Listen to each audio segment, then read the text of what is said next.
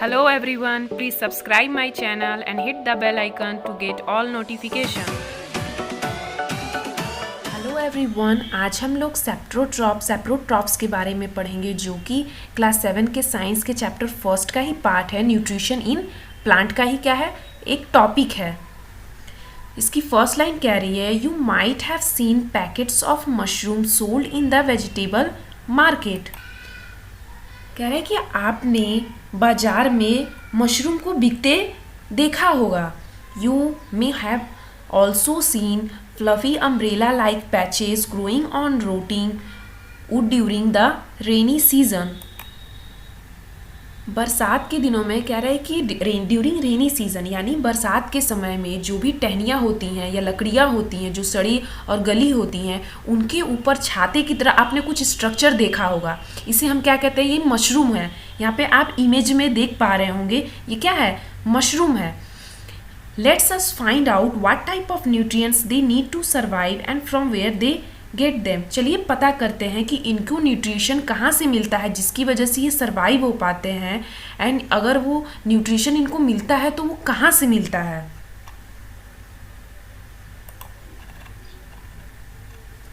भोजो wants to know how this organism acquire nutrients. Bhojo जानना चाहता है कि ये ऑर्गेनिज्म जो है इनको न्यूट्रिएंट्स कहाँ से मिलते हैं। They do not have mouth like animals do. ना तो इनके पास जानवरों की तरह माउथ है। They are not green like plants as they lack chlorophyll and can not make food by photosynthesis. और ना ही ये इनके पास ग्रीन प्लांट्स की तरह क्लोरोफिल है जिसकी हेल्प से ये फूड को बना सकें फोटोसिंथेसिस के प्रोसेस से। तो इनको आखिर न्यूट्रिएंट्स कहाँ से मिलता है। तो हम एक्टिविटी देखते हैं यहाँ पे 1.2। Take a piece of bread and moisture in it with water. कह रहा है कि इस एक ब्रेड का पीस ले लीजिए और उसको क्या कर लीजिए, गीला कर लीजिए हल्के वाटर से।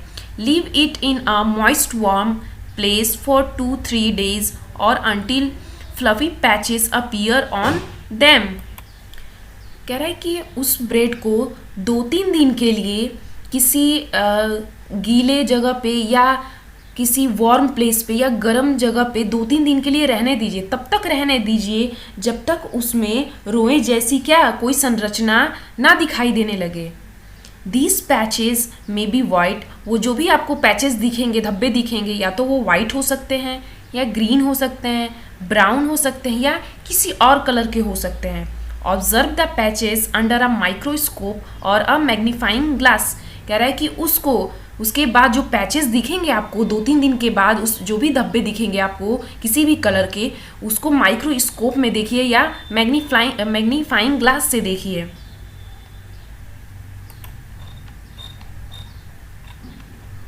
ये आप देख सकते हैं यहाँ पे पिक्चर में यहाँ आप दिखाया गया, ये ब्रेड का टुकड़ा है। इस पे आप देख सकते हैं ब्राउन कलर के पैचेस आपको दिखाई दे रहे हैं।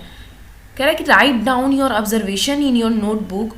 Most probably you will see cotton like thread spread on the piece of bread. कह रहा है कि अपने ऑब्जर्वेशन को, जो भी ऑब्जर्वेशन आप करेंगे उसको नोट डाउन करिए और आप देखेंगे कि थ्रेड लाइक स्ट्रक्चर लगेगा, रुई की तरह, धागे की तरह आपको स्ट्रक्चर दिखाई देगा उस ब्रेड पे अगर आप इसको माइक्रोस्कोप से देखते हैं। तो आखिर ये है क्या, इस ऑर्गेनिज्म को हम क्या कहेंगे, तो ये क्या है, ये फंगी है।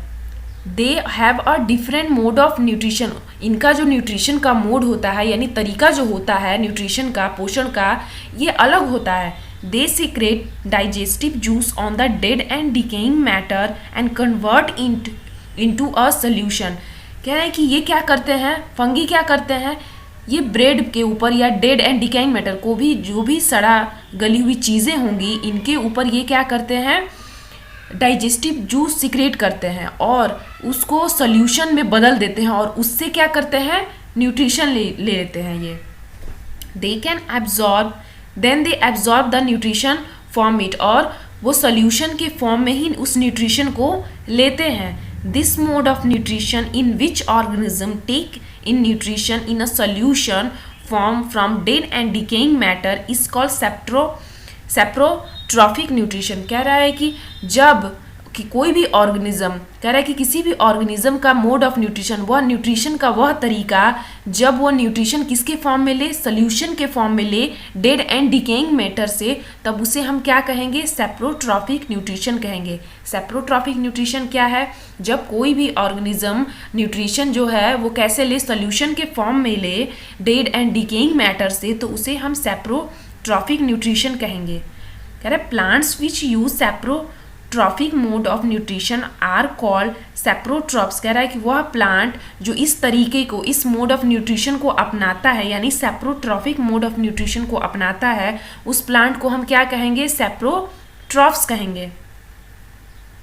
आगे हम देखते हैं, fungi also grow on pickles, leather, clothes and other article that are left in hot and humid weather for a long time. कह रहा है कि जो फंगी है वो आप देखेंगे अचार पे, अगर अचार हो गया, ये लेदर हो गया, लेदर के कपड़े हो गए, चमड़े के कपड़े हो गए, या और भी कोई सामान हो गया, अगर हम उन चीज़ों को गर्म जगह पे रख देते हैं खुले में कई दिनों तक, कई लंबे टाइम तक, तो उसमें क्या फंगस लग जाते हैं। आपने अचार देखा होगा, अगर उसको हम ज़्यादा गर्म जगह पे रख दें, उसको टाइम टू टाइम धूप ना दिखाए, या उसमें किसी तरह से मॉइस्चर आ जाए, पानी उसमें पड़ जाए, और वैसे ही वो कई दिनों तक हम उसको छोड़ देते हैं, तो उसमें फंगस लग जाते हैं। रोई की तरह आपको स्ट्रक्चर दिखाई देने लगेंगे, कॉटन की तरह लगेगा, कोई पतला पतला धागा आपको उसमें से दिखाई देगा अगर आप उसको माइक्रोस्कोप से देखते हैं तो। यही क्या है, फंगस है। Paheli is keen to know whether her beautiful shoes which she wore on a special occasion were spoiled by fungi during the rainy season. She wants to know how fungi appear suddenly during the rainy season. पहेली को याद है कि उसके सुंदर जो जूते थे जिसे वो स्पेशल ओकेजन में पहनती थी, जैसे ही रेनी सीजन आया उसमें क्या हो गए, फंगस लग गए। पहेली जानना चाहती है कि क्यों रेनी सीजन में ही जो फंगस है अचानक से दिखाई देने लगते हैं। आगे हम देखते हैं, भोजो says once his grandfather told him that his wheat field are spoiled by a fungus. He wants to know if fungi cause disease also. भुजो को याद है कि उसके जो दादाजी थे उन्होंने बताया था कि एक बार उनकी जो गेहूं की फसल थी वो फंगस की वजह से बर्बाद हो गई थी।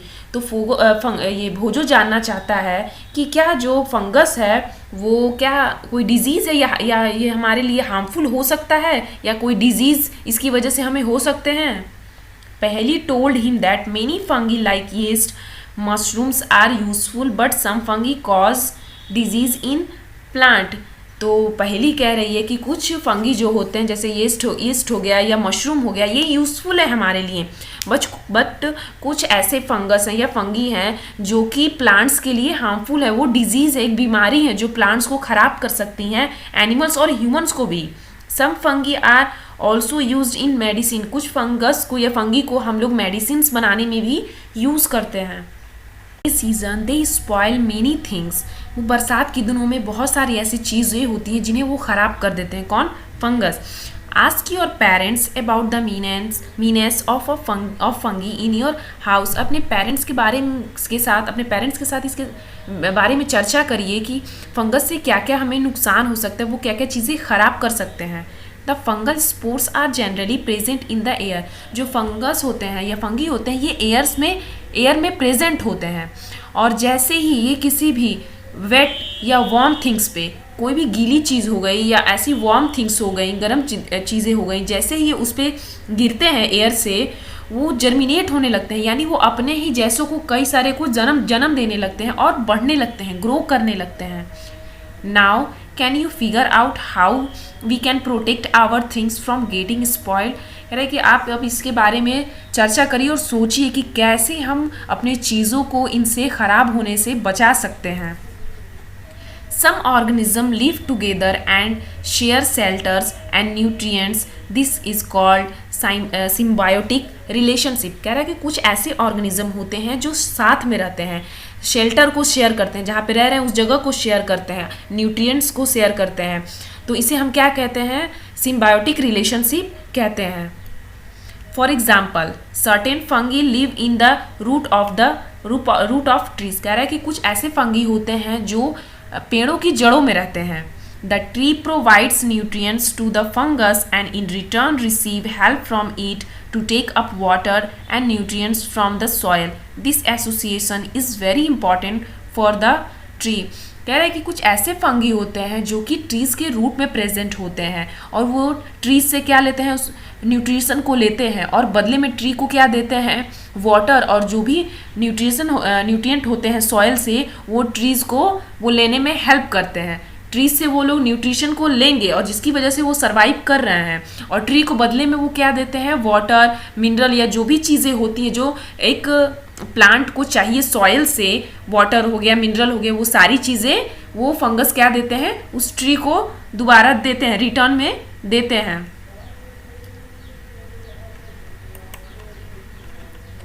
In organism called lichen, a chlorophyll containing partner which is an alga and a fungus live together.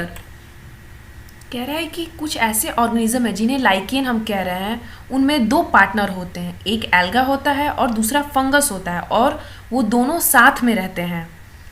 कह रहा है कि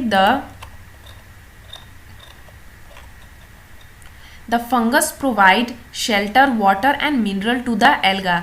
फंगस क्या करता है, एल्गा को वाटर और मिनरल और शेल्टर प्रोवाइड करता है एल्गा को, और रिटर्न में जो एल्गा है जो वो क्या करता है, फोटोसिंथेसिस से फूड को प्रिपेयर करता है और फंगस को देता है। इस तरीके से वो क्या पार्टनर्स में रहते हैं, एल्गा और फंगस। फंगस उसे शेल्टर, वाटर, मिनरल देता है और रिटर्न में एल्गा उसे फोटोसिंथेसिस के प्रोसेस से फूड बना करके फंगस को देता है। आई होप आप सबको यहाँ तक का वीडियो समझ में आया होगा। अगर आपको ये वीडियो अच्छी लगी है तो प्लीज़ मेरे चैनल को सब्सक्राइब करिएगा, इस वीडियो को लाइक करिएगा और अपने फ्रेंड्स के साथ शेयर करिएगा। Thank you.